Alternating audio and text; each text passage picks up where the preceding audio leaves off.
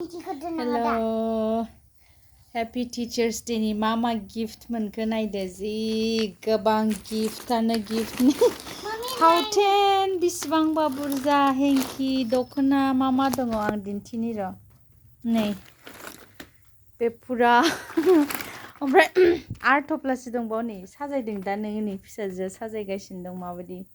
खालामदों बे बेसेबांबा गोबां बे फुरा फावथेन गोजा नै ओमफ्राय आर'नाइ ओमफ्राय दङ ओमफ्राय नै मेडाम कृतिका होनना लिरना होदों बेयाव सिङाव मा दङथाय दख'ना होदों नामा बेखौबो नायनि र' मा दङ माबायदि दख'ना खेवनानै नायनि दिन्थिनि वाव येलो कालार आंनि फेभरेट कालार येलो ना गोमो गोजा नै आगराबो मोजांखा thank you students for your gift ओरैबायदि साजायबाबो साजायख' हाले हनै बेहा लाइन लाइन लाइन लाइन जाबगासिनो दं दंबावोसो नै आरोबाव थफ्लासे दंबावो बेखौबो खेवनानै नायनि र' बबो थफ्लासेबाव नै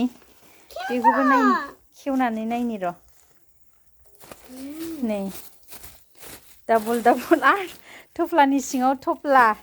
नै बबो र' नै लखबनि बेखौबो लखबनि नै आरो ओंखारबावबाय दखान होनोसै आं दखान आरो बेयावबो दंबावो नै स्पेशल पेन औ नै आरो बबो ओंखारबावबाय नै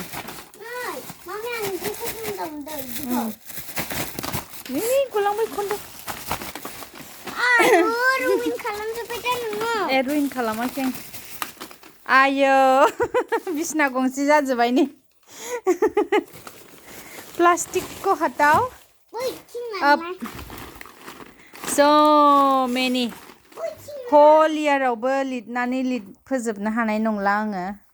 माखासेखौथ' आं बियानैफोरनो रानना हरो एबारावबो हरनोसै माखासे आं रेडखौल' बांसिन लाखिखायो ब्लु एसेनो आरो दिनैनि जोंनि टीचर्स डे नि स्पेशल गिफ्टफोरा so happy गथ'फोरनि बेबायदि अननाय मोननायनि थाखाय thank you so much for all those gifts thank you for your gifts thank you so much bye bye